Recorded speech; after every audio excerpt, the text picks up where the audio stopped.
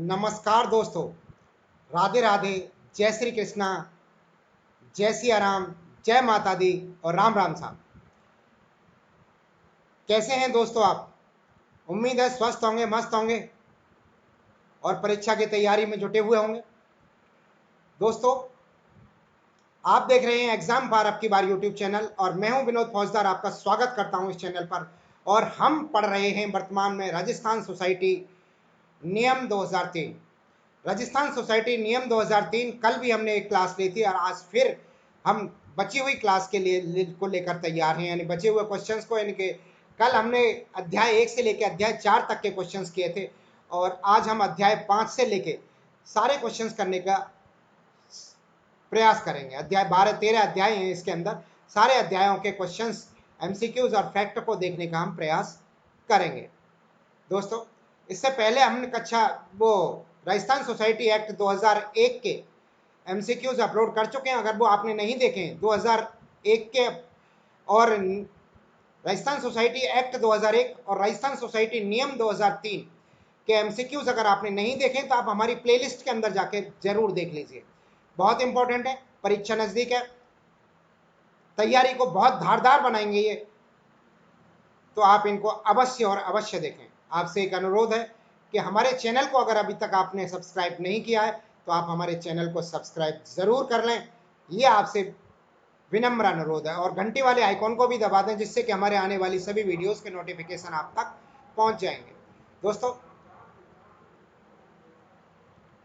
आज हम रूल 2003 के बारे में पढ़ेंगे, लेकिन इससे पहले मैं एक बात और बता दूं, बहुत से लोगों का कमेंट्स आया कि पीडीएफ के लिए कि सब पीडीएफ उपलब्ध करा दो। इनकी पीडीएफ कहाँ मिलेगी इसकी? तो पीडीएफ के लिए मैं आज जो है एक टेलीग्राम चैनल बनाऊंगा। उस टेलीग्राम चैनल का लिंक मैं इस वीडियो के खत्म होने के बाद, जब वीडियो समाप्त हो जाएगी, वीडियो समाप्त होने के बाद मैं डिस्क्रिप्शन में ऐड कर दूंगा। तो उस डिस्क्रिप्शन से जाके आप टेलीग्राम चैनल पे आप ज्वाइन हो जाएं टेलीग्राम चैनल में, और वहां पर मैं वीडियोस आपको उपलब्ध करा दूंगा। दोस्तों, अभी 12 बजे हैं, 12 बजे से लेकर 1 बजे तक, 1 सवा बजे तक लगभग ये वीडियोस चलेगा। इसके बाद में मैं 2 बजे तक प्रयास करूंगा, 2 बजे तक मैं आपको सारे वीडियोस जो अब तक पढ़ा दिए गए हैं, सारे पीडीएफ, इन वीडियोस, सारे वीडियोस के पीडीएफ मैं आपको टेलीग्राम चैनल पर उपलब्ध करा दूंगा। आइए शुरू करते हैं आज राजस्थान सहकारी सोसाइटी नियम 2003। 2003 के अंतर्गत कल हमने अध्याय 1 से अध्याय 4 तक पढ़ लिया था, तो आज शुरू करते हैं हम अध्याय 5 से।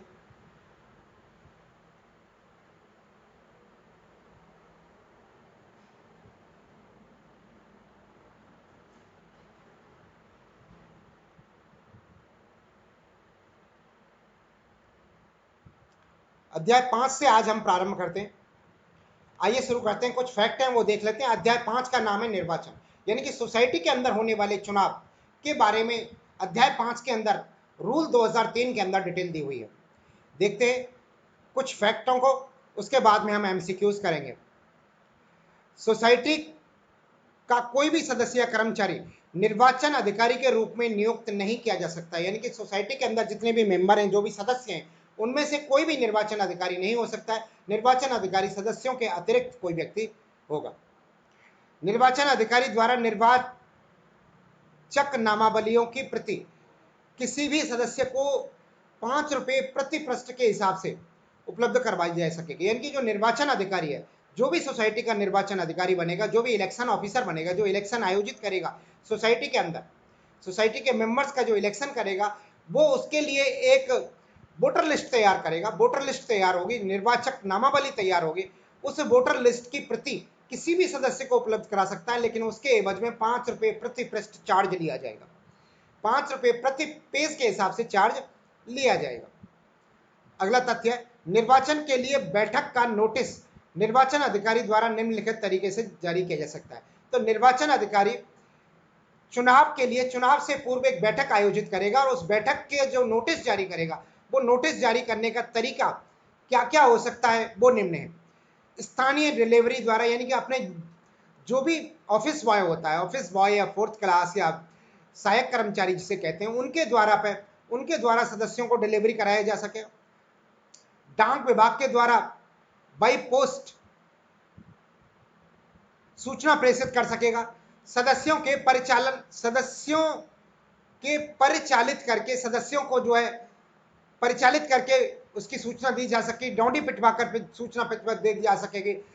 गांव में डोंडी पिटवा के या सोसाइटी का जो भी क्षेत्राधिकार है उसके अंदर डोंडी पिटवा के, ढोलक पिटवा के जो है उसकी सूचना दी जा सकती है, या प्रेस विज्ञप्ति के माध्यम से अखबार में प्रकाशित करा के भी उस निर्वाचन के लिए जो बैठक होने वाली है उसकी सूचना दी जा सकती है। अगला पॉइंट, निर्वाचन के लिए किसी अभ्यर्थी का नाम निर्देशक के रूप में प्रारूप ग में होगा। एक प्रारूप ग है जिसमें जो भी अभ्यर्थी निर्वाचन के लिए किसी अभ्यर्थी का नाम निर्देशन प्रारूप ग में होगा, यानी कि अभ्यर्थी का नाम जो है ग प्रारूप के अंदर होगा।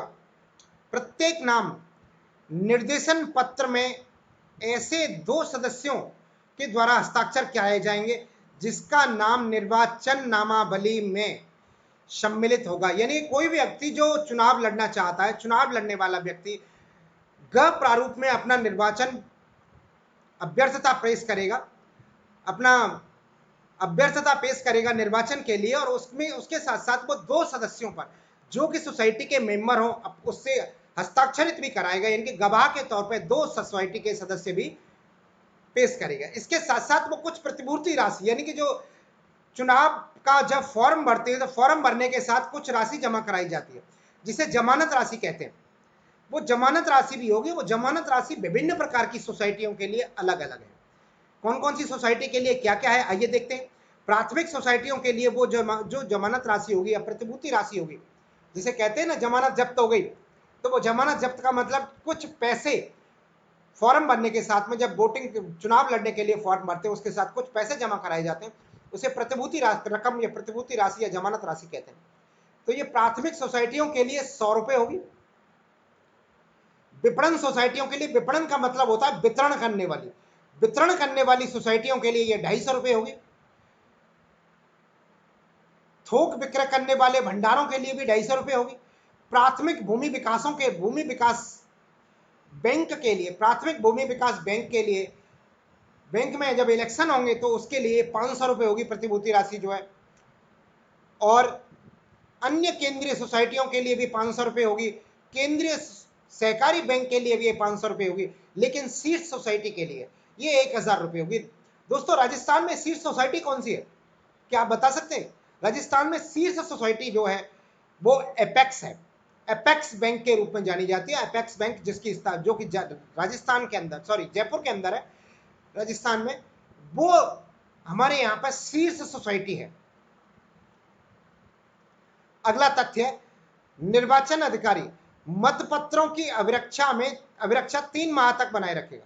यानी कि जो चुनाव होने के बाद में जो वोट पड़ेंगे, वोट डालने का जो मतपत्र होता है, उन मतपत्रों को चुनाव संपन्न होने के 3 महीने तक उनको सुरक्षित रखेगा और 3 महीने के पश्चात वो उनको नष्ट कर दिया जाएगा। 3 महीने पश्चात, 3 महीने तक किसी भी विवाद को सुलझाने के लिए, भाई दबे किसी में चुनाव के दौरान विवाद हो जाता है, कोर्ट में चले जाते हैं, तो 3 माह तक का समय होता है इस चीज के लिए। 3 माह तक वो निर्वाचन पत्रों को सुरक्षित रखेगा। उसके बाद में अगर कोई विवाद नहीं होता है तो वो उनको नष्ट कर देगा। आइए एमसीक्यूज देखते हैं चैप्टर 5 के। पहला एमसीक्यू, निर्वाचन की तारीख से कितने दिन पूर्व यदि कोई सदस्य व्यक्तिक्रमी है तो उसे निर्वाचन में मत देने का अधिकार नहीं होगा। तो दोस्तों ये है 30 दिन पूर्व। अगर 30 दिन पूर्व कोई सदस्य बनता है सोसाइटी का निर्वाचन से पहले, तो वो वोट देने का अधिकारी नहीं होगा। अगला क्वेश्चन, किस धारा के अंतर्गत किसी प्रशासक की नियुक्ति तारीख सुनिश्चित होती है? किसी प्रशासक की जो नियुक्ति की तारीख सुनिश्चित होती है तो धारा 30 के अंतर्गत होती है। धारा 30 के अंतर्गत कोई प्रशासक जो है, चुनाव अधिकारी जो बनेगा आके, उस प्रशासक की नियुक्ति धारा 30 के अंतर्गत होती है। किसी भी धारा के अंतर्गत शामिल सोसाइटी के वर्ग की प्रत्येक सोसाइटी में सदस्यों का निर्वाचन किया जाता है, तो धारा 33 के अंतर्गत किया जाता है। किस धारा के अंतर्गत? शामिल सोसाइटी के सदस्य के वर्ग के प्रत्येक सोसाइटी में सदस्य का निर्वाचन किया जाता है, तो धारा 33 के अंतर्गत किया जाता है।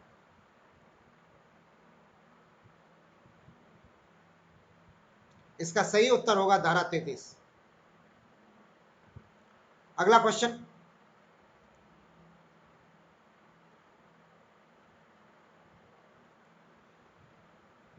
मुख्य कार्यपालक अधिकारी सीईओ अपने पत्र में किन बातों को शामिल करते हुए समिति के सदस्यों की निर्वाचन संचालन करने के लिए प्राधिकारी को लिखेगा? तो वो लिखेगा दोस्तों,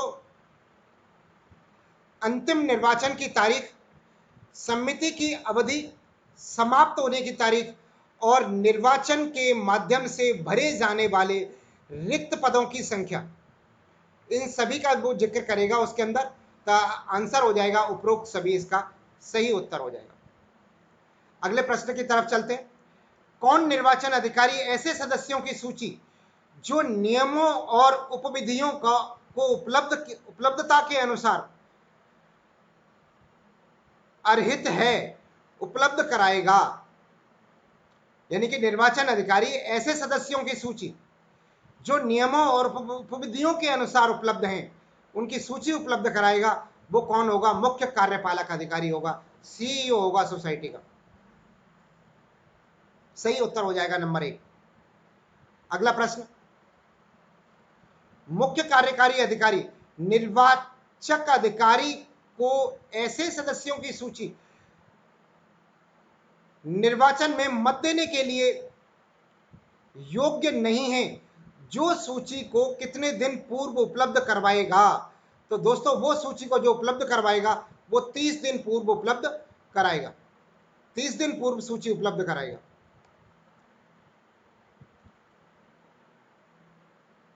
किसके द्वारा निर्वाचन नामावलियों की प्रति किसी भी सदस्य को उपलब्ध करवाई जाएगी? तो निर्वाचन अधिकारी के निर्वाचक अधिकारी के द्वारा किसी भी सदस्य को जो सूची उपलब्ध करवाई जा सकती है, लेकिन उसके एवज में वो चार्ज लेता है 5 रुपए प्रति पृष्ठ के हिसाब से। अगले प्रश्न की तरफ चलते हैं। अगला प्रश्न,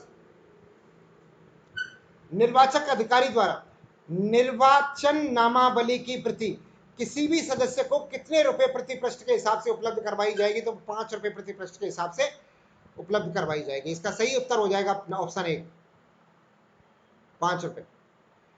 निर्वाचन के लिए किसी अभ्यर्थी का नाम निर्देशन किस प्रारूप में होगा? किसी अभ्यर्थी का नाम अथवा निर्देशन जो प्रारूप ग के अंदर होगा, यानी कि जो फॉर्म भरेगा, वो निर्वाचन के लिए जो फॉर्म भरेगा वो प्रारूप ग के अकॉर्डिंग होगा। सदस्यों की सूची किस प्रारूप में होती है? तो सदस्यों की सूची जो होगी वो प्रारूप क के अंदर होगी। प्रारूप क के अंदर सदस्यों की सूची होगी, जो भी वोटिंग करने वाले सदस्य होंगे उनकी सूची प्रारूप क के अंदर होगी। अगला क्वेश्चन, सदस्यों के लिए आवेदन पत्र किस प्रारूप में शामिल किया जाता है? तो सदस्यों का जो आवेदन पत्र है वो प्रारूप ड में शामिल किया जाता है, प्रारूप ड में शामिल किया जाएगा। ऑप्शन 4 इसका सही उत्तर होगा। अगले प्रश्न की तरफ चलते हैं। क्वेश्चन नंबर 12, प्राथमिक सोसाइटी के लिए अभ्यर्थी द्वारा कितनी प्रतिभूति रकम जमा कराई जाएगी? तो दोस्तों, प्राथमिक सोसाइटी के लिए सबसे कम रकम है, यानी कि 100 रुपए प्राथमिक सोसाइटी के लिए, जबकि केंद्रीय सोसाइटी के लिए जो कि जिला स्तर पर होती है 500 रुपए होता है, और शीर्ष सोसाइटी के लिए ये 1000 रुपए होता है। निर्वाचन अधिकारी द्वारा निर्वाचन हेतु बैठक का नोटिस सदस्य किस प्रकार से दिया जा सकता है? तो स्थानीय डिलीवरी के माध्यम से दिया जा सकता है, प्रमाणित डाकों के द्वारा दिया जा सकता है, निर्वाचन पत्र सभी उपरोक्त सभी के द्वारा दिया जा सकता है। ये नोटिस जो है, बैठक होने का नोटिस जो है, दिए गए सभी तरीकों से दिया जा सकता है। अगला क्वेश्चन, विपणन सोसाइटी के लिए अभ्यर्थियों द्वारा कितनी प्रतिभूति रकम जमा कराई जाएगी? तो विपणन सोसाइटी के द्वारा, यानी कि जो विपणन सोसाइटी होती है, वितरण करने वाली, विपणन शब्द का अर्थ होता है वितरण, वितरण करने वाली सोसाइटी होती है, वो जो 250 रुपए के अंदर 250 रुपए उसे जमानत राशि जो है जमा करानी पड़ेगी। अगला क्वेश्चन 15 नंबर का देखते हैं, शीर्ष सोसाइटी के अभ्यर्थी के लिए कितनी प्रतिभूति रकम जमा करानी होगी? तो 1000 रुपए जमा करानी होगी इसके लिए, शीर्ष सोसाइटी जो है द्वारा 1000 रुपए जमा करानी होगी। अगला क्वेश्चन 16 नंबर का, नाम निर्देशनों की सूची सोसाइटी की सूचना पट्ट पर कब लगाई जाएगी? तो सूचना पट्ट पर जो लगाई जाएगी वो उसी दिन लगाई जाएगी, प्रकाशन वाले दिन ही, जिस दिन प्रकाशन होगा सूची का उस दिन जो है सूची लगाई जाएगी सूचना पट्ट पर।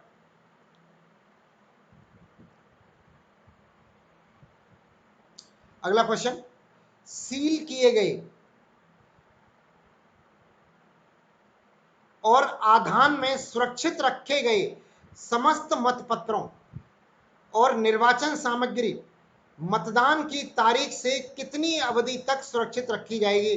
तो 3 महीने तक रखी जाएगी, यानी कि आंसर हो जाएगा 90 दिन।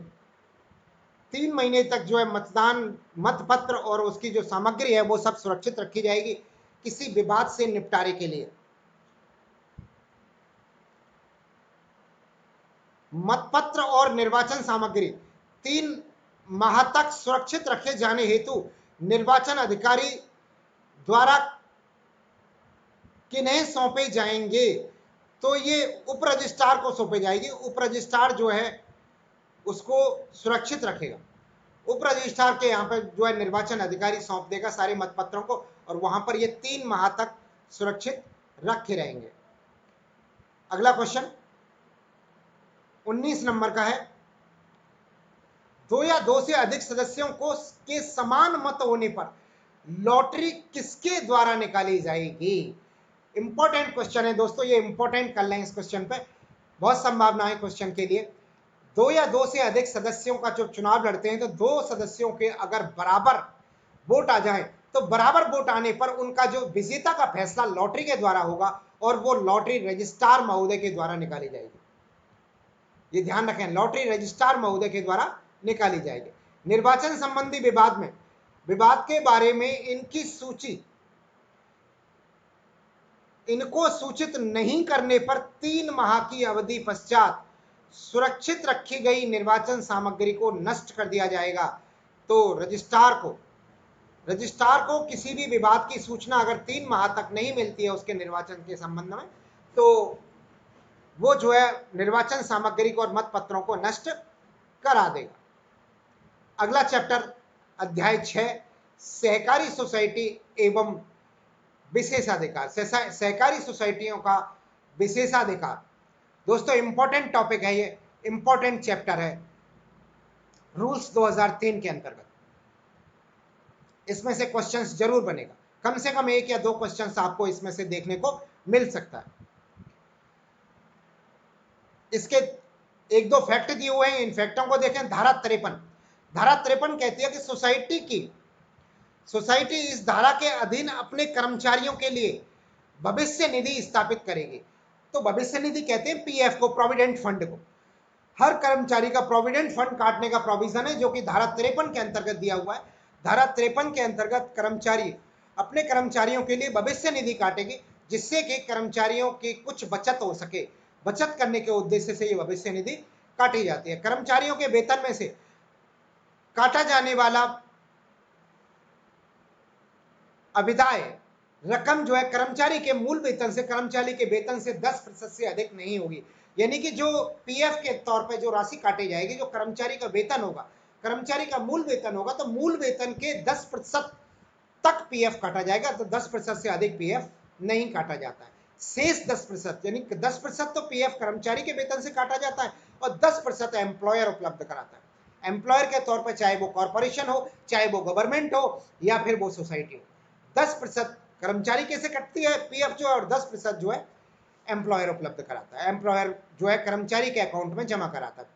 पीएफ का भविष्य निधि का एक खाता खुलता है, भविष्य निधि खाते में वो जमा कराता है। आइए चलते हैं पहले क्वेश्चन पर, अध्याय 6 का पहला क्वेश्चन।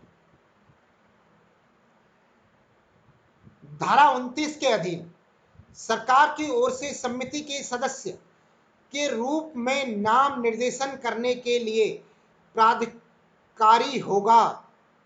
तो दोस्तों नाम निर्देशन करने के लिए उसका प्राधिकारी जो होगा वो रजिस्ट्रार होगा।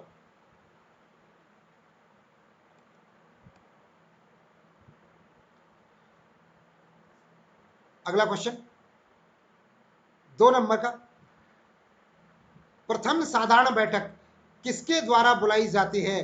तो प्रथम साधारण बैठक जो है मुख्य कार्यकारी अधिकारी, समिति का जो मुख्य कार्यकारी अधिकारी होता है उसके द्वारा बुलाई जाती है। इनकेस अगर समिति छोटी होती है, मुख्य कार्यकारी अधिकारी नहीं होता है, तो सचिव के द्वारा ये समिति बुलाई जाती है। जो भी सचिव होता है सोसाइटी का उसके द्वारा बुलाई जाती है। अगर सोसाइटी में मुख्य कार्यकारी अधिकारी है तो मुख्य कार्यकारी अधिकारी के द्वारा बैठक बुलाई जाएगी। उस नियम के अंतर्गत कोई भी सोसाइटी की समिति में सोसाइटी के प्रतिनिधित्व करने के लिए अपने प्रतिनिधि के रूप में निर्वाचन नहीं करेगा। ये धारा 34 या नियम 34 के अंतर्गत ऐसा वर्णन है। नियम 34 के तहत कोई भी मत जो है उसके प्रतिनिधि के द्वारा नहीं दिया जाएगा। अगला क्वेश्चन, यदि सदस्यों के किसी संकल्प में विभाजित हों, यदि सदस्य किसी संकल्प में विभाजित हों तो कोई भी सदस्य मतदान की मांग कर सकेगा। तो यह संकल्प किसके द्वारा प्रस्तुत किया जाएगा? तो यह संकल्प जो है अध्यक्ष के द्वारा प्रस्तुत किया जाएगा। दोस्तों कोई प्रस्ताव है सोसाइटी के अंदर, कोई प्रस्ताव आ रहा है, कोई क्या नाम है संकल्प है या कोई प्रस्ताव है, अगर वो एक मत से सोसाइटी में पारित नहीं हो रहा है, उस पर मतभेद हैं, अलग अलग विचार हैं, तो कोई भी सदस्य जो है मतदान की मांग कर सकता है कि इस पर वोटिंग कराई जाए, और उसका जो प्रस्ताव प्रस्तुत करेगा, जो संकल्प पत्र को प्रस्तुत करेगा, वो अध्यक्ष जो है संकल्प पत्र को प्रस्तुत करता है। अगले प्रश्न की ओर चलते हैं। 5वें नंबर का प्रश्न है, यदि बैठक में कार्यव्रत तैयार न किया जाए तो बैठक समाप्त होने के कितनी अवधि के अंदर यह कार्यव्रत बिना किसी परिवर्तन के तैयार किया जाएगा? तो दोस्तों यह किया जाएगा 3 दिन के अंदर, 3 दिवस के अंदर जो है यह तैयार किया जाएगा। अगला क्वेश्चन, यदि बैठक के पश्चात 72 घंटे की अवधि में किसी कार्यव्रत 72 घंटे की अवधि में कार्यव्रत तैयार करवाया गया है तो उस पर हस्ताक्षर किए जाएंगे। तो दोस्तों उस पर हस्ताक्षर किए जाएंगे अध्यक्ष के। अध्यक्ष उस पर हस्ताक्षर करेगा। अगर कोई 72 घंटे के अंदर या 3 दिवस के अंदर कोई भी कार्यव्रत तैयार किया गया है, कोई भी काम करने का जो परफॉर्मा है वो तैयार किया गया है, तो उस पर अध्यक्ष जो है साइन करेगा। अगला क्वेश्चन,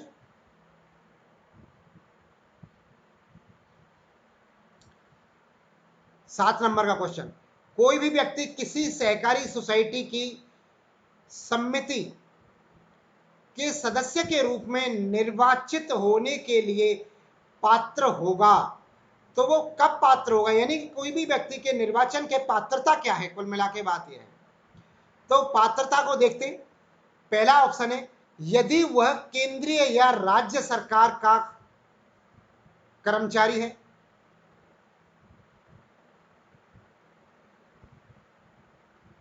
यदि किसी अपराध के लिए दोषी ठहराया गया है,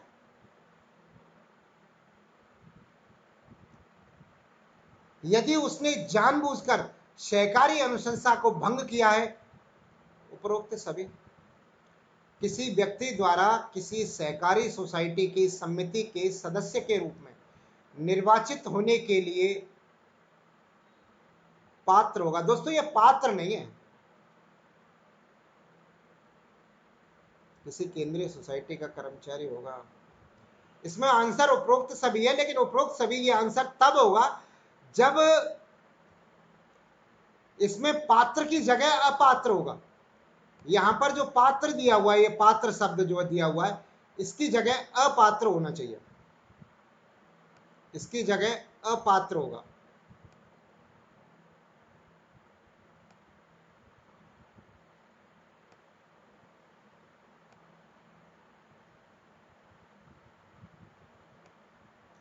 अपात्र होगा। अपात्र कब होगा? कोई भी व्यक्ति किसी सोसाइटी में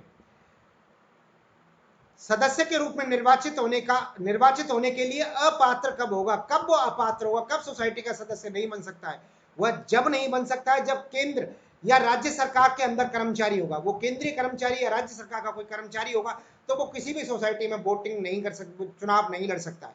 यदि किसी व्यक्ति के अपराध के लिए दोषी ठहराया गया है, कोई भी व्यक्ति के द्वारा न्यायालय से दंडित किया गया है, दोषी ठहराया गया है, तो वो व्यक्ति भी चुनाव नहीं लड़ सकता है और सदस्य भी नहीं रह सकता है। कुल मिला के ऐसा व्यक्ति अगर सोसाइटी का सदस्य ही नहीं रहेगा तो वो चुनाव कहां से लड़ेगा? और जानबूझकर सरकारी अनुशासन को भंग किया है तो ऐसा व्यक्ति भी जो है दोषी साबित होगा। ऐसा व्यक्ति भी जो जानबूझ के किया है तो वो भी सोसाइटी का वोटिंग कर सकता है। अतः इसका उत्तर उपरोक्त सही होगा। तो इसमें क्वेश्चन में थोड़ा करेक्शन है, अपात्र कर लें उसे। राजस्थान मृत्युभोज निवारण अधिनियम है, राजस्थान मृत्युभोज निवारण अधिनियम 1955 है। 1955 में राजस्थान मृत्युभोज निवारण आया था। ये एक फैक्ट है जो याद रखना है। किसी प्रशासन को संदेह पारिश्रमिक या अन्य खर्चे दिए जाएंगे। किसी प्रशासक को संदेह पारिश्रमिक या अन्य खर्चे दिए जाएंगे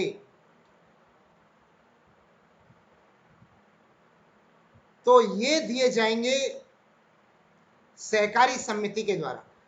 सारे खर्चे किसी भी प्रशासक को, जब प्रशासक किसी भी जांच के लिए आता है या किसी भी कार्य के लिए आता है तो उसको खर्चे जो है सोसाइटी ही भुगतती है उनके। किसी भी धारा के अंतर्गत किस धारा के अंतर्गत किसी प्रशासनिक संदेह पारिश्रमिक दिया जाएगा? किस धारा के अंतर्गत दिया जाएगा? जो प्रशासनिक कोई संदेह के दौरान अगर कोई पारिश्रमिक, कोई जांच करने के लिए आता है प्रशासक, तो उसे किस धारा के अंतर्गत पारिश्रमिक दिया जाएगा? तो उसे धारा 38 के अंतर्गत दिया जाएगा। दोस्तों ये धाराएं आसानी से याद नहीं होंगी, आपको 2 या 3 या 4 बार वीडियोस देखना पड़ेगा, कम से कम 3-4 बार वीडियोस को जरूर देखें जिससे कि ये धाराएं याद हो जाए। और ये धाराएं क्वेश्चंस में पूछी जाती हैं। पिछले एग्जाम में जो हुए, इससे पहले पिछली साल यानी कि 2019 में, दिसंबर 2019 में जो एग्जाम हुआ था उसमें भी धाराएं पूछी गई थी। तो आप धाराओं को विशेष तौर से ध्यान दें, कम से कम 2-3 बार इस वीडियोस को अवश्य देखें जिससे कि धाराएं आपको याद हो जाए। क्वेश्चन नंबर 11, धारा 20 की उपधारा के अंतर्गत समिति या संबंधित व्यक्ति को कितने दिन का नोटिस दिया जाता है? तो 15 दिन का नोटिस दिया जाता है। धारा 30 की उपधारा के अंतर्गत जो है नोटिस कितने दिन का दिया जाएगा? तो 15 दिन का दिया जाएगा। समिति को हटाने के बाद सोसाइटी के कार्यकलापों का प्रबंधन करने के लिए किसको नियुक्त किया जाता है? तो सोसाइटी के कार्यकलापों का प्रबंधन करने के लिए एक प्रशासक नियुक्त किया जाता है, एक प्रशासक को नियुक्त किया जाता है। उत्तर हो जाएगा ऑप्शन नंबर 3। 13वां क्वेश्चन, किस धारा के अंतर्गत सोसाइटी की पुस्तकों, लेखों, दस्तावेजों व अन्य संपत्तियों का अधिग्रहण करने का आदेश दिया जाता है? तो इसका आदेश दिया जाता है धारा 34 के अंतर्गत। धारा 34 के अंतर्गत जो है यह आदेश उपलब्ध कराया जाता है।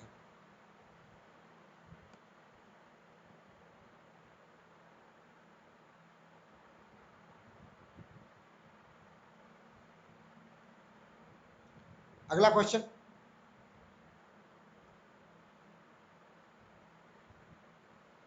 14 नंबर का, किस धारा के अंतर्गत सोसाइटी की पुस्तकों, लेखा दस्तावेजों का अन्य लेखा दस्तावेज व अन्य संपत्तियों का अधिग्रहण किया जाता है? तो धारा 31 के अंतर्गत किया जाता है। धारा 31 के अंतर्गत जो है सोसाइटी की पुस्तक और दस्तावेजों का अधिग्रहण किया जाता है। 15 नंबर का क्वेश्चन, धारा 31 के अंतर्गत सोसाइटी की पुस्तक और दस्तावेजों व अन्य परिसंपत्तियों का अधिग्रहण कौन कर सकता है? तो ये कर सकता है प्रशासक कर सकता है, रजिस्ट्रार कर सकता है और मुख्य कार्यकारी अधिकारी कर सकता है। सभी लोग कर सकते हैं, अतः इसका उत्तर हो जाएगा उपयुक्त सभी, इसका उत्तर हो जाएगा।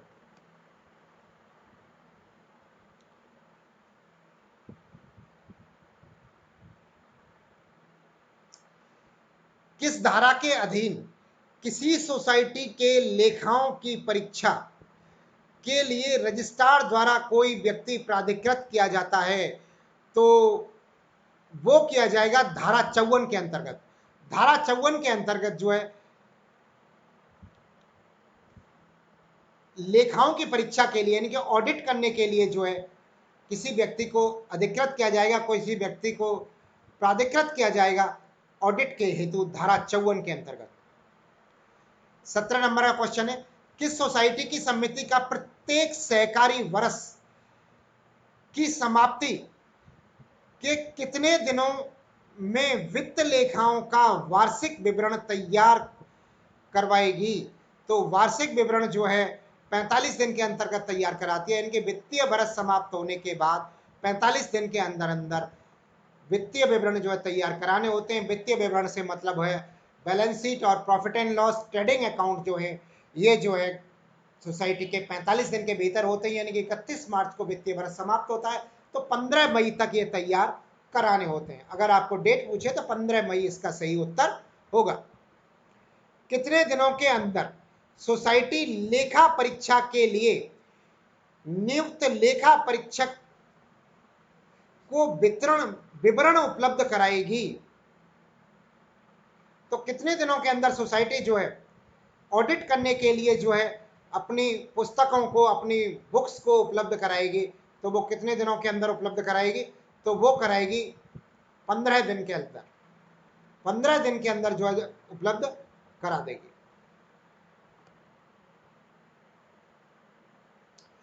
सोसाइटी के लेखाओं की परीक्षा के लिए लेखा परीक्षक की नियुक्ति किसके द्वारा की जाती है? तो रजिस्ट्रार के द्वारा नियुक्त की जाती है। जो ऑडिटर होता है, ऑडिटर की नियुक्ति रजिस्ट्रार के द्वारा की जाती है।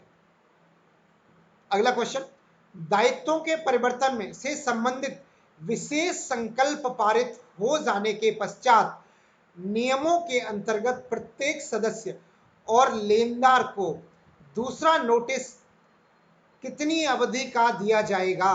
तो दोस्तों लेनदारों को जो दूसरा नोटिस दिया जाएगा वो 30 दिन की अवधि का दिया जाएगा। यानी कि कोई भी लेनदार है, कोई भी सोसाइटी से जिसने लोन लिया है उसको पहला नोटिस देने के उपरांत दूसरा नोटिस जो है 30 दिन के उपरांत दिया जाएगा। कोई भी सोसाइटी किस तरह के नियमों के अधीन अपने नाम परिवर्तन का प्रस्ताव कर सकती है? तो नाम परिवर्तन का प्रस्ताव करने के लिए नियम 9 का सहारा लिया जाता है। नियम 9 के अंतर्गत कोई भी सोसाइटी अपना नाम परिवर्तन कर सकती है।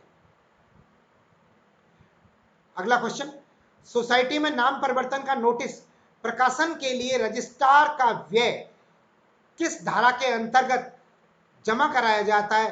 तो वो धारा 9 की उपधारा 1 के अंतर्गत, धारा 9 की उपधारा 1 के अंतर्गत जो है सोसाइटी को रजिस्ट्रार के यहां पर व्यय जमा कराया जाता है। अगला क्वेश्चन 23 नंबर का,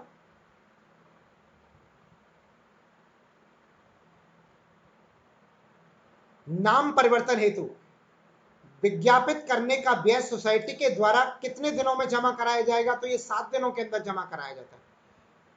जो नाम परिवर्तन के लिए जो विज्ञापन दिया जाता है, उसका जो सूचना दी जाती है नाम परिवर्तन की, वो 7 दिन के अंदर अंदर जमा कराई जाती है। किसी भी उपविधि में संशोधन का नोटिस सोसाइटी के सदस्यों को की साधारण बैठक से कितने दिन पहले दिया जाएगा?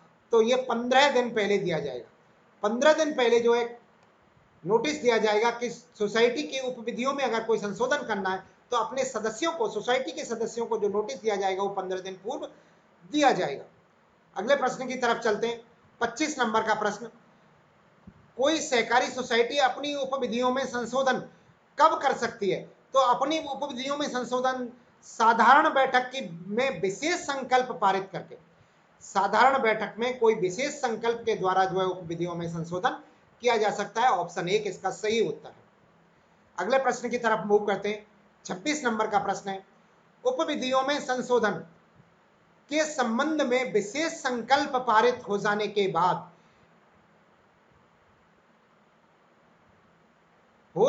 बाद किनके पास आवेदन किया जाएगा? तो दोस्तों ये आवेदन किया जाएगा रजिस्ट्रार के पास। रजिस्ट्रार के पास आवेदन किया जाएगा।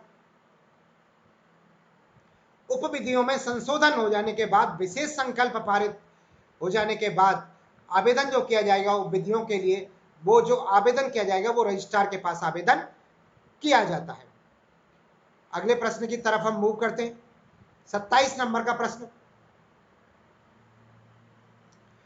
उपविधियों में संशोधन विशेष संकल्प द्वारा पारित हो जाने के पश्चात रजिस्ट्रार के पास कितने दिनों के भीतर आवेदन किया जाएगा? तो रजिस्ट्रार के पास जो आवेदन किया जाएगा वो 14 दिन के भीतर किया जाएगा। 14 दिन के अंदर रजिस्ट्रार के पास उपविधियों में संशोधन पारित हो जाने के बाद किया जाएगा।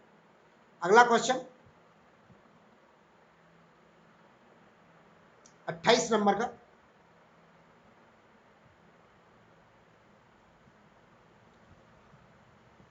किस धारा के अधीन रजिस्ट्रार प्रस्ताव संशोधन को पुनर्विचार के लिए सोसाइटी को वापस भेज सकता है? तो दोस्तों धारा 10 के अधीन भेज सकता है। धारा 10 के अंतर्गत जो है वापस भेज सकता है पुनर्विचार के लिए। अब पुनर्विचार से मतलब है कि सोसाइटी ने जो प्रस्ताव संशोधित किए हैं, जो उपविधियों में संशोधन किया है, अगर वो रजिस्ट्रार को उचित नहीं लगते हैं तो उनमें संशोधन हेतु रजिस्ट्रार जो है सोसाइटी के पास वापस उनको भेज सकता है। उन पर अप्रूवल देने से पहले वापस भेज सकता है। जैसा कि विधानसभा और राज्यपाल के अंदर होता है। विधानसभा किसी प्रस्ताव को पारित कर देती है, राज्यपाल के पास भेजती है, या लोकसभा में कोई प्रस्ताव, लोकसभा राज्यसभा से कोई प्रस्ताव पारित होकर राष्ट्रपति के पास जाता है। राष्ट्रपति या राज्यपाल को वो प्रस्ताव उचित नहीं लगते हैं, वो कानून उचित नहीं लगते हैं, तो उन पर पुनर्विचार के लिए वापस लोकसभा या राज्यसभा या विधानसभा को भेज सकते हैं। उसी तरीके से सेम उसी प्रकार से सोसाइटी में पारित हुए प्रस्ताव को अगर रजिस्ट्रार को उचित नहीं लगते हैं तो उनको पुनर्विचार के लिए सोसाइटी के पास भेज सकता है। ये पावर जो है धारा 10 उपलब्ध कराती है। धारा 10 के अंतर्गत इस तरह की शक्तियां रजिस्ट्रार के पास हैं। अगला क्वेश्चन 29 नंबर का, किस धारा के अंतर्गत आस्तियों व दायित्वों के अंतरण का विभाजन व समामेलन किया जाता है? तो दोस्तों धारा 12 के अंतर्गत यह सब किया जाता है। धारा 12 के अंतर्गत दास्तियों और दायित्वों का अंतरण, विभाजन या सम्मेलन किया जाता है। दोस्तों कठिन कठिन शब्द हैं इसमें सारे। आस्तियों और दायित्व कहते हैं लायबिलिटी और एसेट्स को। हमारे ऊपर जो देनदारियां हैं और जो लेनदारियां हैं हमारी, उनको आस्ति और दायित्व कहते हैं। दायित्व कहते हैं देनदारी को, जो हमें चुकाना है, जो हमारी लायबिलिटीज हैं, और आस्ति कहते हैं एसेट्स को, जो हमें दूसरों से लेने हैं, हमारे पैसे उधार हैं दूसरों के पास, दैट्स कॉल्ड आस्तियों का अंतरण कहते हैं ट्रांसफर को, विभाजन कहते हैं डिवाइड करने को, और समामेलन कहते हैं ज्वाइंट करने को। यानी कि किस धारा के अंतर्गत एसेट्स और लायबिलिटियों का अंतरण किया जा सकता है, विभाजन किया जा सकता है, बांटा जा सकता है, या फिर समामेलन ज्वाइंट किया जा सकता है, तो ये धारा 12 के अंतर्गत इस तरह की शक्तियां उपलब्ध हैं। यदि किसी सोसाइटी में यदि किसी सोसाइटी को दो से अधिक सोसाइटियों में विभाजित किया जाता है तो नई सोसाइटी के संबंध में जानकारी शामिल होगी। तो नई सोसाइटी के संबंध में जो जानकारी शामिल होगी वो नई सोसाइटी को अपनी रजिस्ट्रार के लिए नाम, पता, संचालन का क्षेत्र, कॉन्टैक्ट नंबर, उपविधि और अपनी जो है बाइलॉज को प्रस्तुत करना होता है। ये सभी जो है नई बनी हुई सोसाइटी को जो है रजिस्ट्रार के यहाँ देना होता है, रजिस्ट्रार को बताना होता है। तो उपरोक्त सभी इसका सही उत्तर हो जाएगा। अगला प्रश्न है 31 नंबर का।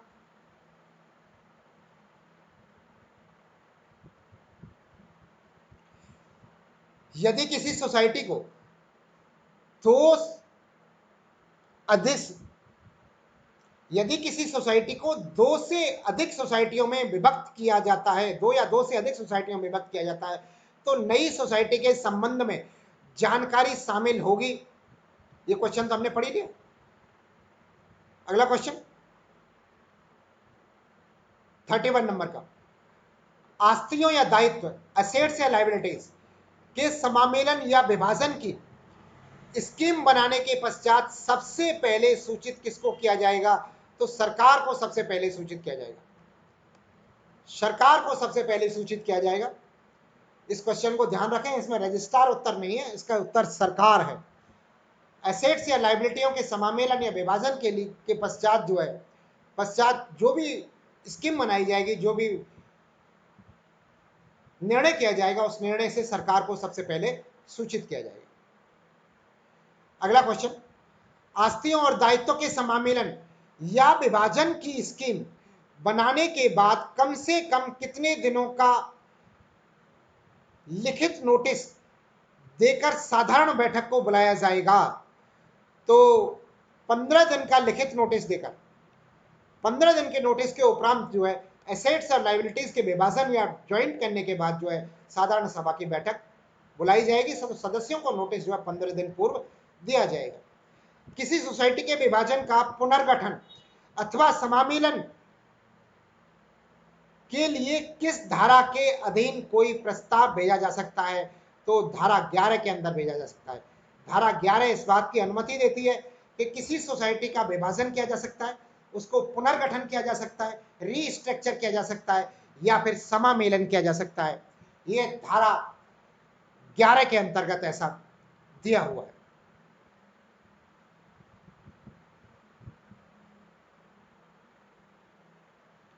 अगला क्वेश्चन,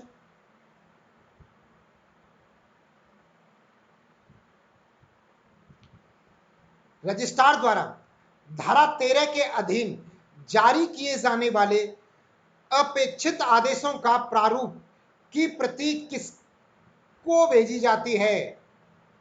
रजिस्ट्रार द्वारा धारा 13 के अधीन जारी किए जाने वाले अपेक्षित आदेशों के प्रारूप की प्रति किसको भेजी जाती है? तो दोस्तों, इसके प्रारूप की प्रति जो भेजी जाती है वो अध्यक्ष और मुख्य कार्यकारी अधिकारी दोनों को भेजी जाती है। अध्यक्ष को भेजी जाती है और मुख्य कार्यकारी अधिकारी को भेजी जाती है, यानी कि इसका उत्तर हो जाएगा ऑप्शन डी, ऑप्शन 3, उपरोक्त दोनों।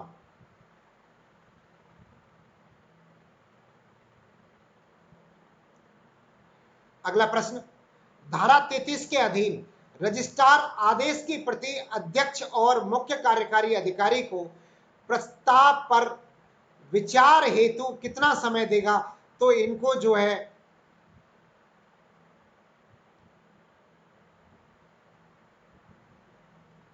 90 दिन का समय होना चाहिए, लेकिन इसमें ऑप्शन में 40 दिया हुआ है, ये 90 कर लें आप।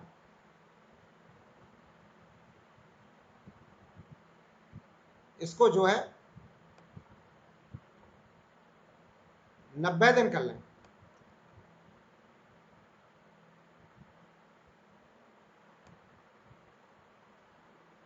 नब्बे दिन इसका सही उत्तर होना चाहिए।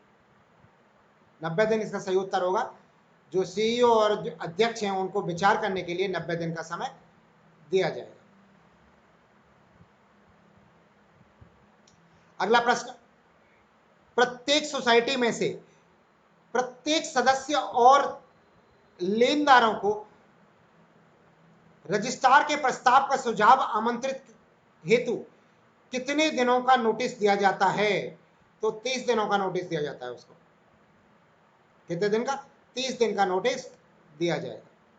अगला प्रश्न 37 नंबर का, कि धारा 13 की उपधारा 2 के अंतर्गत, धारा 13 की उपधारा 2 के अंतर्गत समस्त सुझावों पर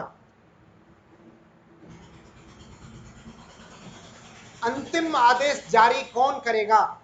तो समस्त सुझावों पर अंतिम आदेश जारी करता रजिस्ट्रार होता है। रजिस्ट्रार जो है हर सुझाव पर अंतिम आदेश जारी करता है। इसका उत्तर हो जाएगा ऑप्शन नंबर 1। अगला है 38 नंबर का क्वेश्चन, चैप्टर 6 पर ही चल रहे हैं अभी हम। चैप्टर 6 का 38 नंबर का क्वेश्चन, प्रभावित सोसाइटियों में प्रत्येक उसके द्वारा उपनियम, प्रभावित सोसाइटियों में से प्रत्येक उसके द्वारा उपनियम 5 के अधीन की गई कार्यवाही की रिपोर्ट किनको प्रेषित की जाएगी? तो ये प्रेषित की जाएगी, रजिस्ट्रार को प्रेषित की जाएगी इसकी रिपोर्ट जो है। ऑप्शन 4 इसका सही उत्तर होगा।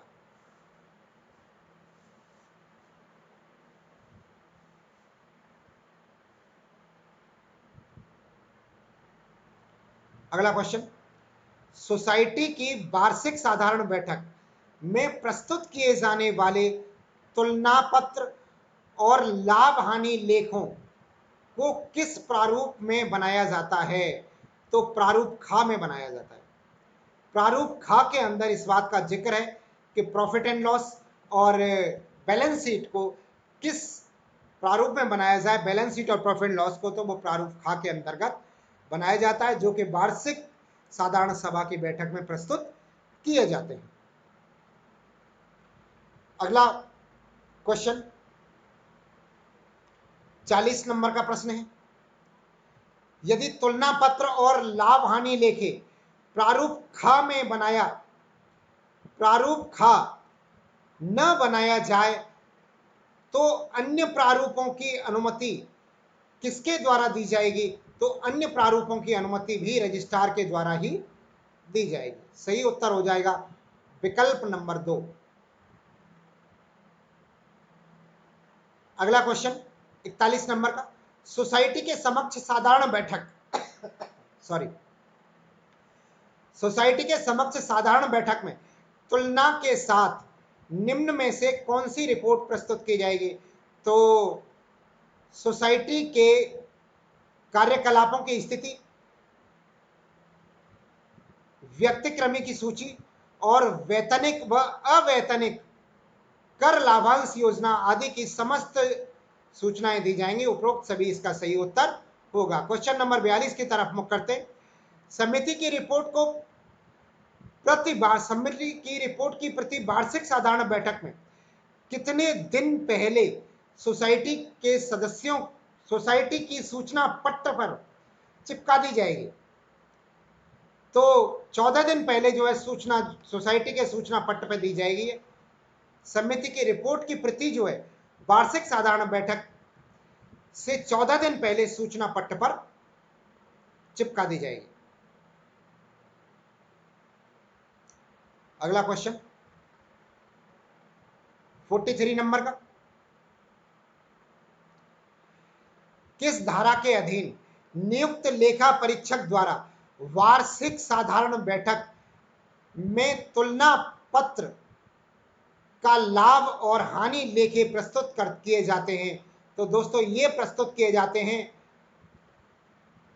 धारा 54 के अंतर्गत। धारा 54 के अंतर्गत जो है इसके लेखे प्रस्तुत किए जाते हैं।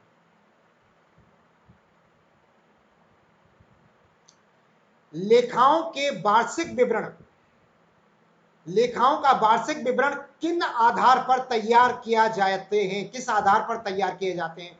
तो लेखाओं के जो वार्षिक विवरण है वो तैयार किए जाते हैं पिछली सहकारी वर्ष के दौरान प्राप्तियों से, लाभ और हानि के लेखा के दौरान लेखे से और वर्ष समाप्ति के तुलना पत्र से, इन सभी से जो है वो लेखे तैयार किए जाते हैं। इन सभी के दौरान सभी तथ्य चाहिए जो लेखे तैयार करने के लिए।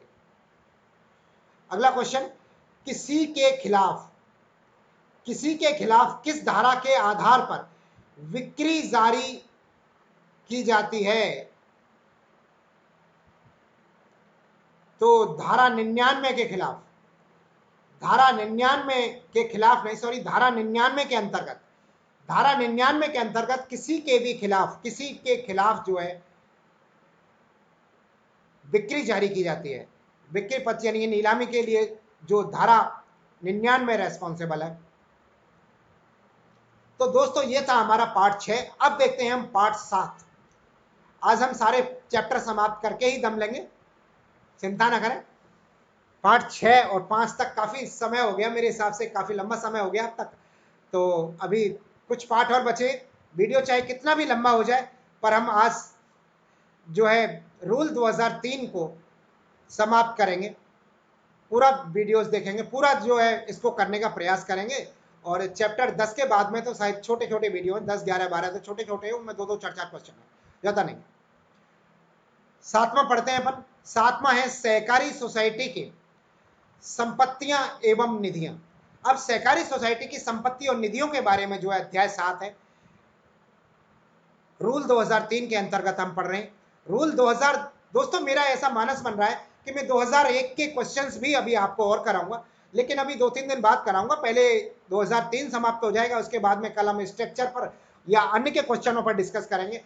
इसमें एक स्ट्रक्चर का टॉपिक भी बचा है हमारा, वो टॉपिक भी है, उस पर डिस्कस करेंगे। उसके बाद में हम फिर 2001 के क्वेश्चंस लेके आएंगे और एमसीक्यूज भी लेके, वो सॉरी, मॉडल पेपर भी लेके आने का विचार है। मॉडल पेपर भी लेके आएंगे, मॉडल पेपर सुबह शाम में हम मॉडल पेपर लेके आएंगे इसके। और जो शायद हम कल या फिर परसों से, कल अगर संभव हुआ तो कल से, नहीं तो परसों से 11 तारीख से जरूर लेके आएंगे। 11, 12, 13, 14, 15, 10 मॉडल पेपर लेके आएंगे 2-2 दिन।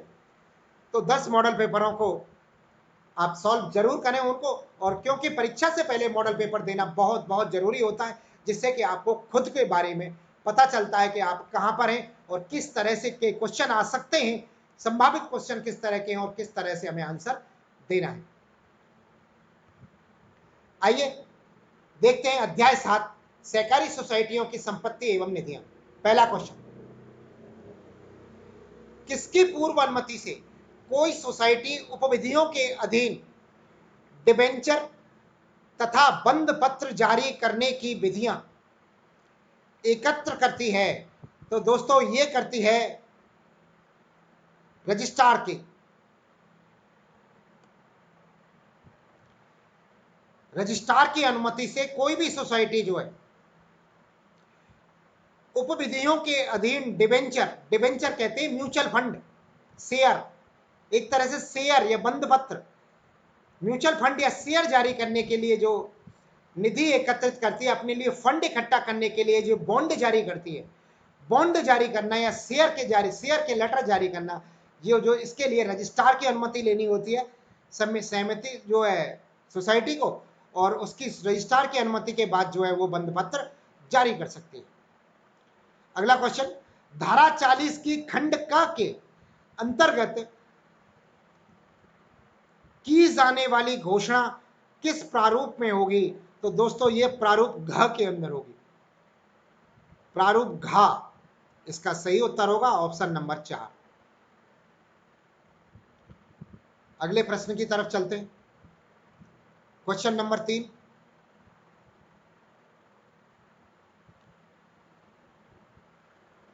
राज्य सहायता प्रारूप, राज्य सहायता प्रारूप करने वाली कोई सोसाइटी किसके अनुमोदन से सोसाइटी की मुख्य कार्यकारी अधिकारी की नियुक्ति की जाएगी? तो मुख्य कार्यकारी अधिकारी की नियुक्ति जो की जाएगी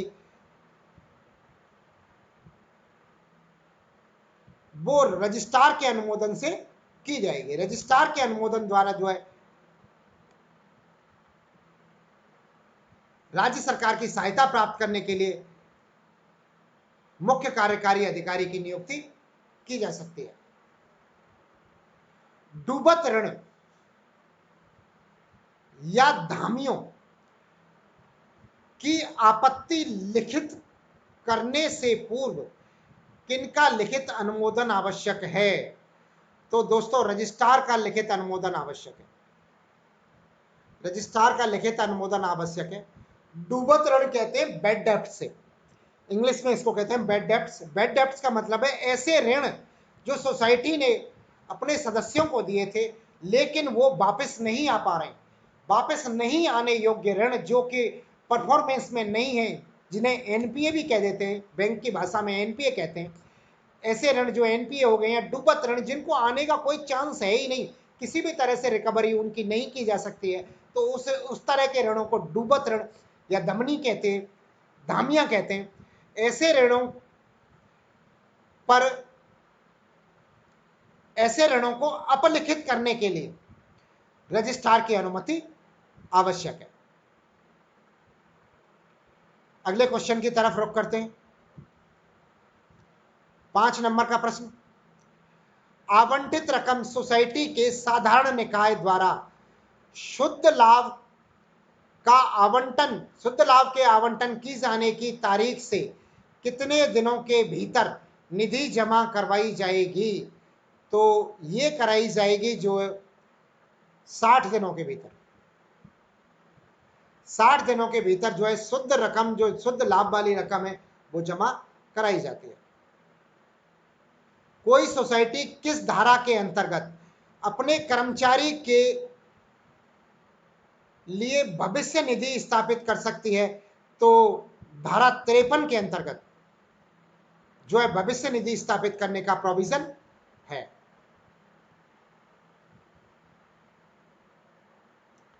अगले प्रश्न की तरफ चलते हैं। अगला प्रश्न है, सोसाइटी की धारा 53 के अंतर्गत अपने कर्मचारियों के लिए भविष्य निधि स्थापित करने से पूर्व किससे अनुमति प्राप्त करनी होती है? तो हमारा एक ही उत्तर होता है, रजिस्ट्रार। इस तरह के क्वेश्चनों में रजिस्ट्रार हमारा तुक्का चलेगा। अगर आपको ये क्वेश्चंस नहीं आते तो आप रजिस्ट्रार पर तुक्का ठोक के आए, बहुत संभावना है, 70% संभावना है कि उत्तर आपका सही हो जाए। अगर रजिस्ट्रार ऑप्शन में दिया हुआ है और आपसे क्वेश्चन नहीं आता तो आप रजिस्ट्रार पर अंगूठा टेक दें। कर्मचारियों के वेतन से काटी जाने वाली अविदाय की रकम अधिकतम कितने प्रतिशत हो सकती है? जो पीएफ की रकम जो काटी जाएगी, प्रोविडेंट फंड जो काटा जाएगा, तो वो कर्मचारी के मूल वेतन का अधिकतम 10% हो सकता है। कौन से सदस्य का अधिकतम रकम से अधिक उधार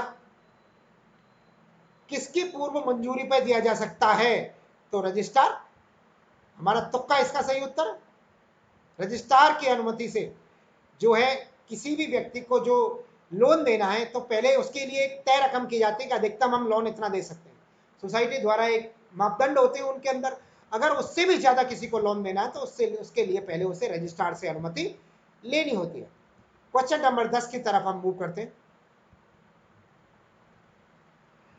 समिति के दायित्व वाली, समिति दायित्व वाली कोई भी सोसाइटी किसकी पूर्व अनुमति के बिना अपनी शेयर पूंजी भवन निधि में संचित हानियों को घटाने के बाद कुल रकम के 10 गुना से अधिक का दायित्व अवगत नहीं कराएगी? तो रजिस्ट्रार इसका सही उत्तर है। एक बार दोबारा पढ़ें क्वेश्चन को। सीमित दायित्व वाली कोई भी सोसाइटी किसकी पूर्व अनुमति के बिना, यानी कि रजिस्ट्रार की पूर्व अनुमति के बिना अपनी शेयर पूंजी भवन निधि में संचित हानियों को घटाने के बाद कुल रकम के 10 गुना से अधिक का दायित्व अवगत नहीं कराएगी? तो रजिस्ट्रार को नहीं कराएगी। किसकी सहमति के बिना राजस्थान राज्य सहकारी बैंक अपनी शेयर पूंजी भवन नीति से संचित हानियों को घटाने के लिए बाद कुल रकम के 15 गुना से अधिक दायित्वों के उपगत नहीं करेगी? तो रजिस्ट्रार ही इसका उत्तर, यानी कि ये जो है सीमित दायित्व वाली सोसाइटी होती है तो उसके लिए तो 10 गुना है, लेकिन यही जो है बिना राजस्व वाली कोई सहकारी बैंक हो, बिना राजस्व वाली राज्य सहकारी बैंक हो, तो उसके लिए ये 15 गुना तक हो सकता है। अगला क्वेश्चन 12 नंबर का, कौन सी बैंक अपने शेयर पूंजी के संचित निधि तथा भवन निधियों के कुल रकम से संचित हानि को घटाने के बाद कुल रकम के 20 गुना से अधिक दायित्व उपगत नहीं कराएगी, तो वो होगी कृषि विकास बैंक, भूमि भूमि विकास बैंक, सॉरी भूमि विकास बैंक होगी। इसका सही उत्तर भूमि विकास बैंक होगा। भूमि विकास के बैंक के द्वारा 20 गुने तक जो है उपगत नहीं कराया जाएगा। आगे चलते हैं जी, आगे अगला चैप्टर आ जाता है अध्याय 8। अध्याय 8 है हमारा लेखा परीक्षा, जांच एवं परीक्षण और अधिभार।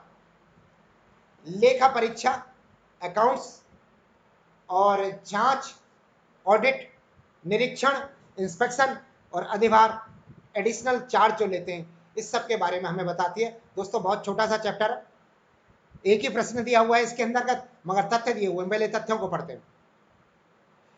प्रत्येक सहकारी सोसाइटी, प्रत्येक सहकारी वर्ग के अपने लेखों के लिए रजिस्ट्रार द्वारा राज्य सरकार के पूर्व अनुमोदन से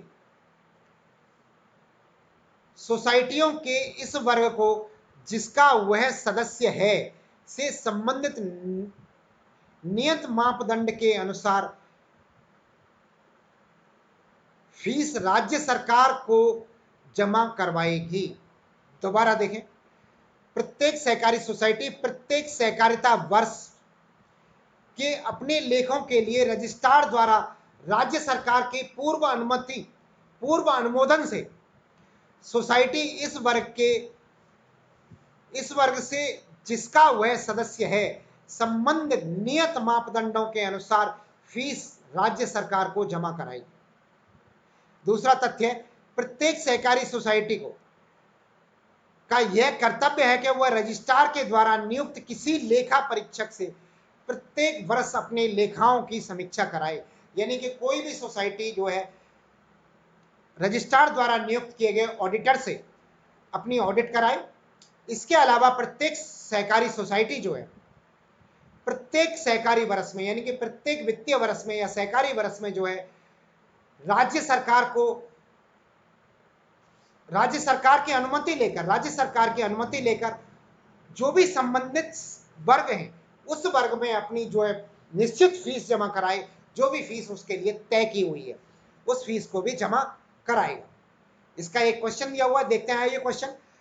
रजिस्ट्रार द्वारा सहकारी सोसाइटियों की लेखा परीक्षण करने के लिए कौन से पैनल का निर्माण किया जाता है?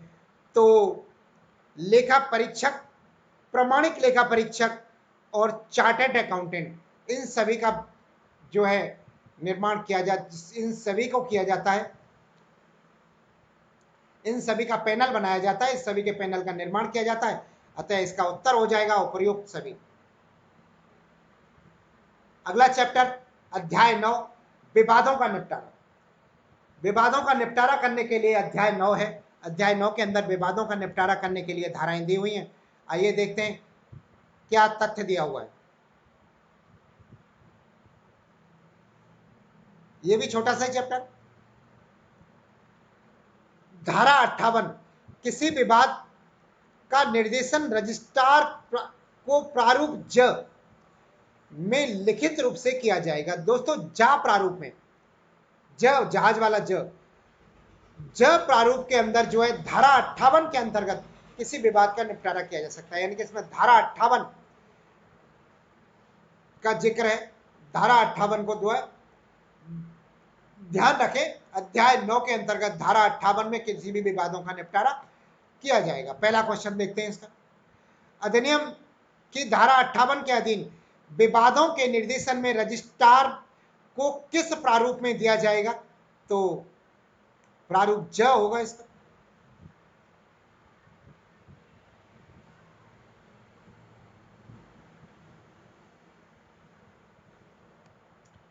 अगला प्रश्न, कोई विवाद निश्चय के लिए किसी भी व्यक्ति के मध्यस्थ के द्वारा कितनी अवधि के भीतर विवाद सुलझा न पाने के कारण उससे विवाद वापस ले लिया जाएगा? तो 90 दिन की अवधि के बाद वापस ले लिया जाएगा। कहने का मतलब यह है, 90 दिन इसका सही उत्तर होगा कि कोई विवाद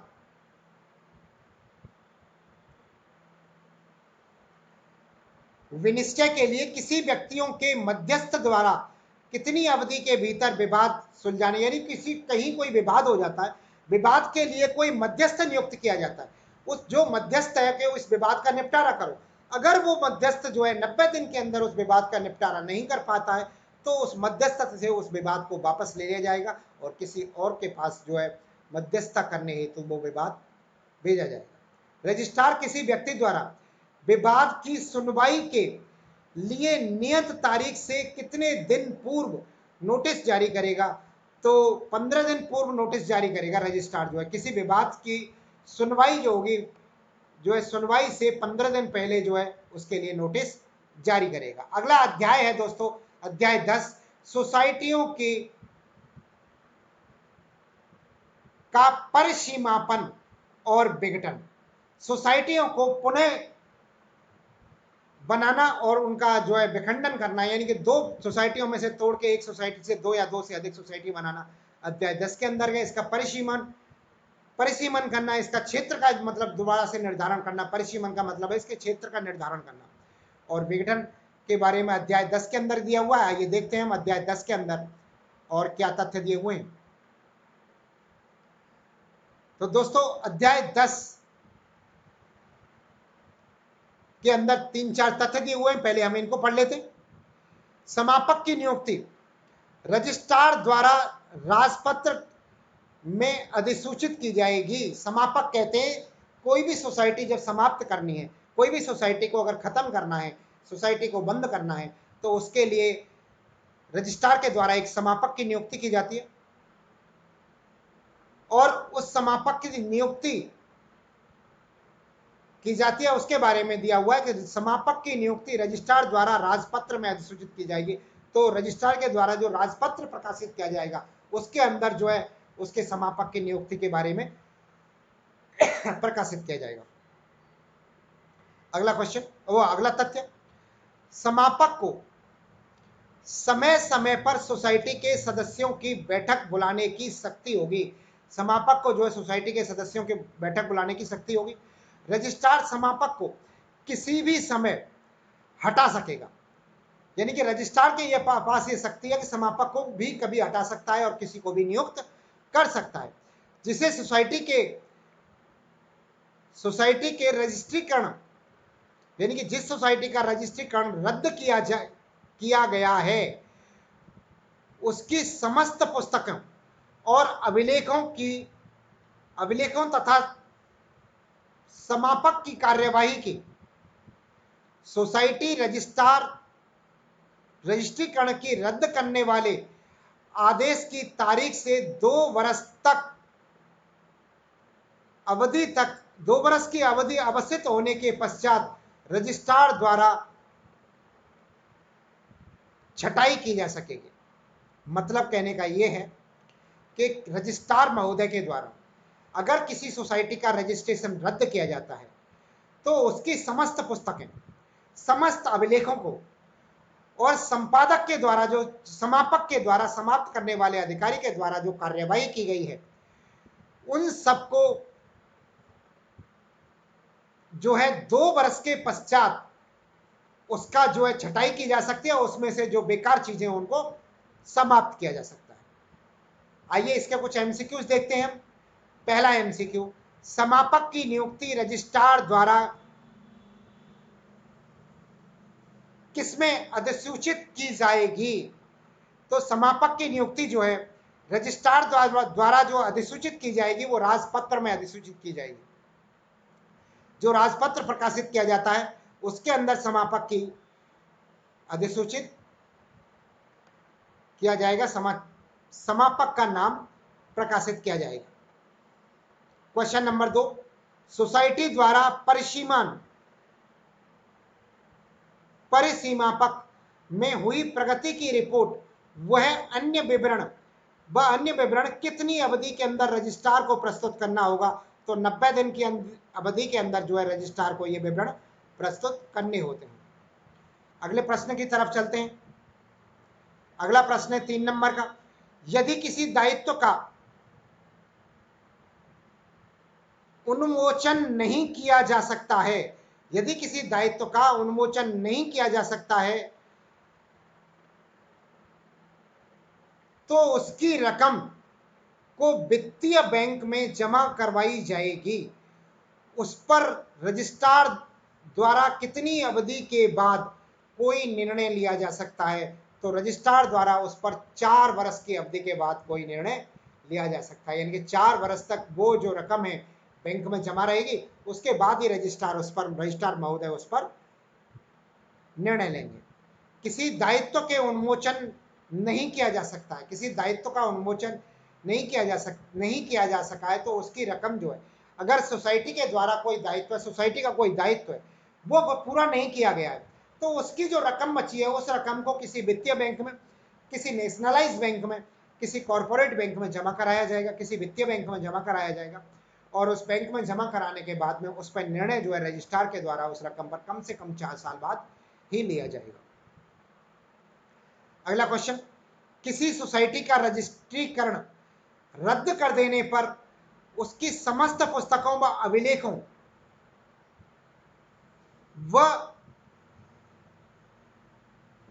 अभिलेखों की हटाई अभिलेखों की छटाई रजिस्ट्रार के द्वारा कितनी अवधि के बाद की जाएगी? तो दोस्तों ये हमने अभी अभी पढ़ा है कि रजिस्ट्रार की इसकी जो छटाई की जाएगी वो छटाई जो है 2 वर्ष पूर्ण होने के उपरांत की जा सकती है। इसका सही उत्तर हो जाएगा 2 वर्ष।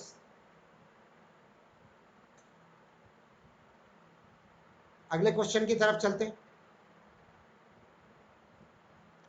5 नंबर का प्रश्न, धारा 100 की उपबंध को लागू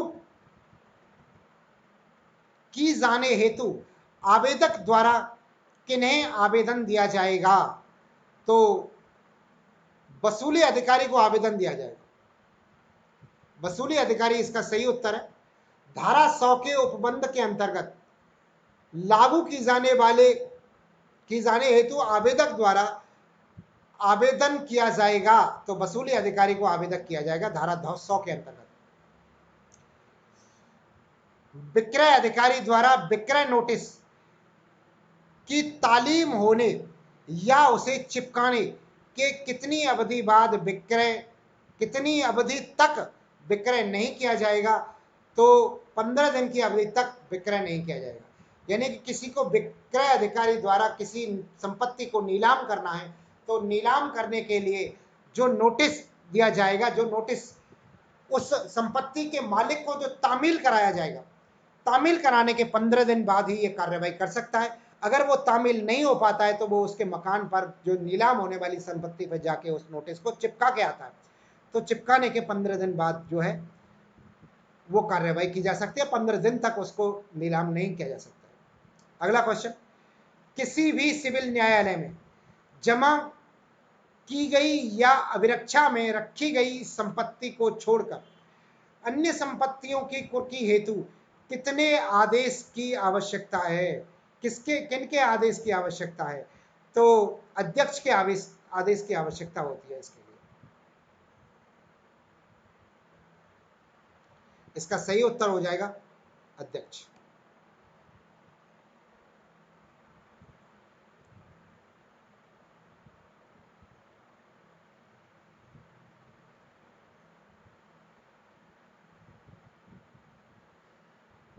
अगला क्वेश्चन, अगला फिर चैप्टर आ गया, 11वां चैप्टर आ गया दोस्तों। इस हिसाब से तो ये अभी समाप्त हो जाएगा, थोड़ी देर में समाप्त होने वाला है चैप्टर। 11वां चैप्टर आ गया।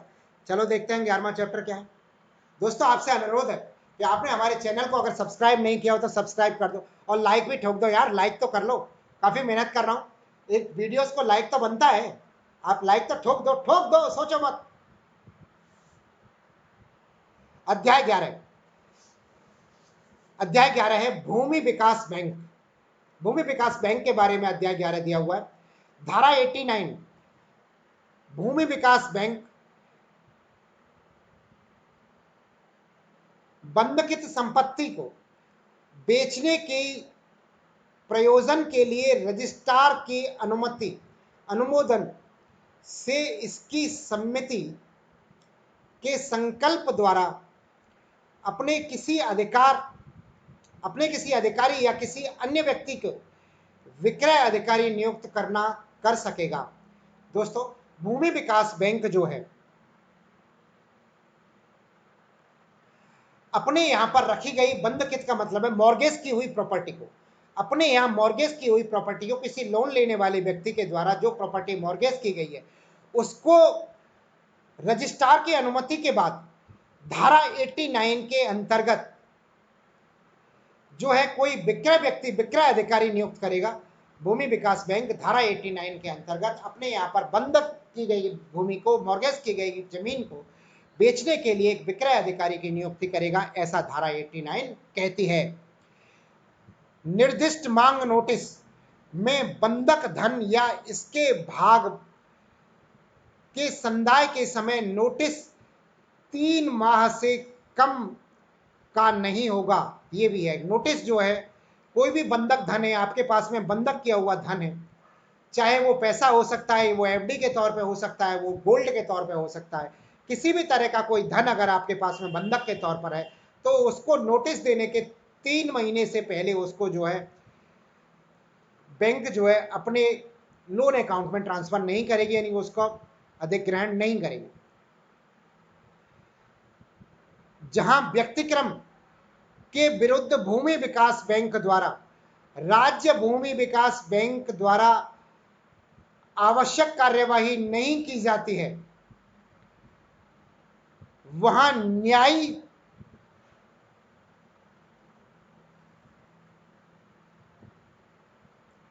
उनमें 7 दिन के भीतर आवश्यक कार्यवाही करने और अनुपालना की रिपोर्ट देने की अपेक्षा कर सकेगा। यदि अनुमति की ऐसी रिपोर्ट प्राप्त नहीं हो तो न्यासी जो है आवश्यक कार्यवाही स्वयं कर सकेगा। दोस्तों, जहां व्यक्तिक्रम के विरुद्ध भूमि विकास बैंक द्वारा या राज्य भूमि विकास बैंक के द्वारा आवश्यक कार्यवाही नहीं की जाती है तो न्यायी नहीं है, ये न्यासी है, तो न्यासी उसे 7 दिन के भीतर आवश्यक कार्यवाही करने अथवा अनुपालन करने की रिपोर्ट देने की अपेक्षा कर सकेगा। 7 दिन के अंदर रिपोर्ट देने की अपेक्षा करेगा न्यासी, और इसकी अनुपालना अगर ऐसी स्थिति में नहीं होती है तो न्यासी आवश्यक कार्यवाही स्वयं भी कर सकेगा। धारा 92 की उपधारा 1 क्रम का प्रमाण पत्र भूमि विकास बैंक द्वारा दिया जाने वाला प्रमाण पत्र प्रारूप अ में होगा। धारा 92 की उपधारा 1 में क्रम का प्रमाण पत्र जो है प्रारूप अ में प्रस्तुत किया जाएगा। धारा 101 संपत्ति की कुर्की नियम 94 में उपबंधित रीति से की जाएगी। तो धारा 101 उपबंधी की संपत्ति की कुर्की जो है नियम 94 की उपबंधी रीति से की जाएगी।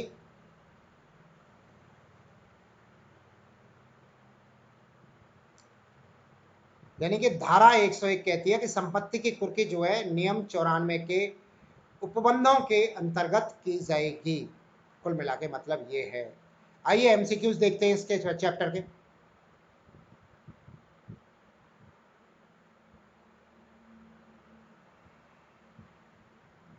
पहला एमसीक्यू इस चैप्टर का, भूमि विकास बैंक से उधार लेने के लिए समस्त आवेदन किसके अनुमोदन से बैंक में प्रस्तुत किए जाएंगे?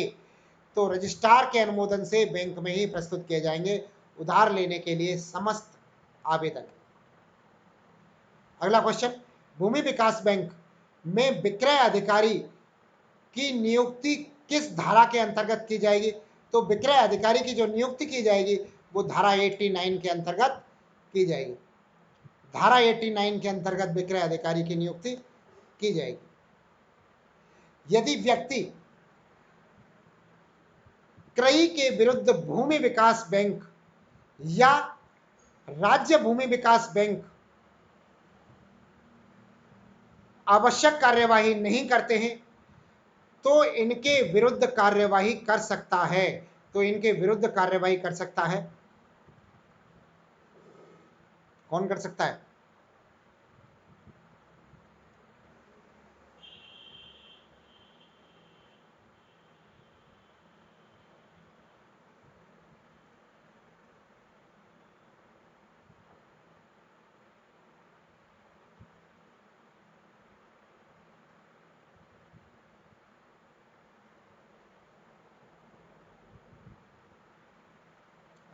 क्या हो गया?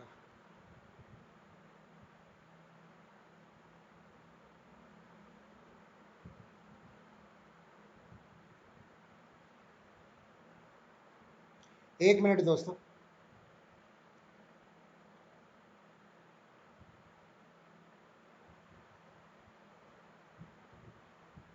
हाँ, हम थे इस क्वेश्चन पर, क्वेश्चन नंबर 3 पर थे हम। यदि व्यक्ति क्रयी के विरुद्ध भूमि विकास बैंक या राज्य भूमि विकास बैंक आवश्यक कार्यवाही नहीं करते हैं तो इनके विरुद्ध कार्यवाही कर सकता है। तो इनके विरुद्ध कार्यवाही न्यासी कर सकता है। न्यासी जो है इनके विरुद्ध कार्यवाही कर सकता है। ऑप्शन नंबर 4 इसका सही उत्तर हो जाएगा। आगे चलते हैं अगले प्रश्न की ओर। प्रश्न संख्या 4, भूमि विकास बैंक द्वारा क्रय का प्रमाण पत्र किस धारा के अंतर्गत जारी किया जाएगा? क्रय प्रमाण पत्र जो है, कोई भी चीज परचेज करने का प्रमाण पत्र जो भूमि विकास बैंक द्वारा जारी किया जाता है वो धारा 92 की उपधारा 1 के अंतर्गत किया जाता है।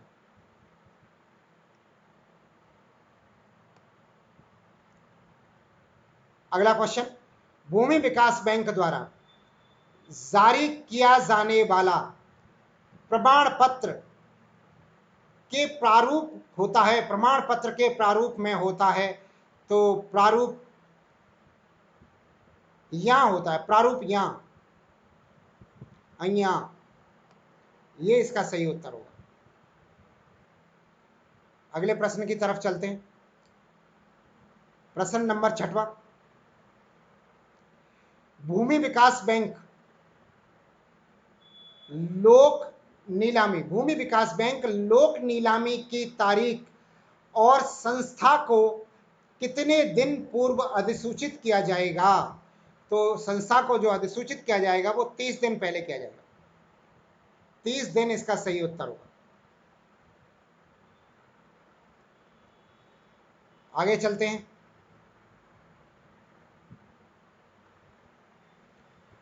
चैप्टर 12,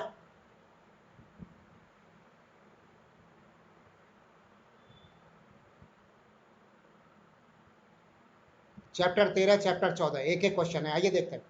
चैप्टर 12 है अनिर्णीत व डिक्रियों के आदेश और निश्चित का निष्पादन, निश्चितियों का निष्पादन। संपत्तियों की कुर्की से संबंधित धारा है। तो संपत्तियों की कुर्की से संबंधित जो धारा है वो है धारा 101। धारा 101 इसका सही उत्तर है। जो संपत्तियों से कुर्की से संबंधित धारा है, किसी भी संपत्ति का प्रमाणित करने वाली किस प्रमाण पत्र पर हस्ताक्षर करते समय किस प्रारूप में उद्घोष जारी होता है? तो प्रारूप ट में उद्घोष जारी होता है।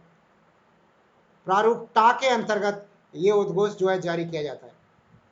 अगला चैप्टर है अध्याय 13 अपीलें, पुनर्निरीक्षण और पुनरावलोकन। इससे संबंधित एक क्वेश्चन है, अधिकरण के अध्यक्ष तथा सदस्यों की नियुक्ति करने वाली समिति में सम्मिलित होंगे। तो इस समिति में सम्मिलित होंगे दोस्तों प्रमुख सचिव सहकारी विभाग राजस्थान सरकार, विधि सचिव रजिस्ट्रार सहकारी सोसाइटी राजस्थान और प्रमुख सचिव कार्मिक विभाग राजस्थान सरकार, ये सभी जो है सम्मिलित होंगे इसके अंतर्गत। उपरोक्त सभी इसका सही उत्तर होगा। क्वेश्चन दोबारा देखें, अधिकरण के अध्यक्ष तथा सदस्यों की नियुक्ति करने वाली समिति में सम्मिलित होंगे, तो ये सभी सदस्य जो है इसमें सम्मिलित होंगे। और अध्याय 14 है प्रकीर्ण्य। प्रकीर्ण्य में देखते हैं क्या है, तो इसके अंदर भी एक क्वेश्चन दिया हुआ है, नीचे दिखी पुस्तकों के दोस्तों इसमें मिट गया है, सही नहीं छपा है इसके अंदर।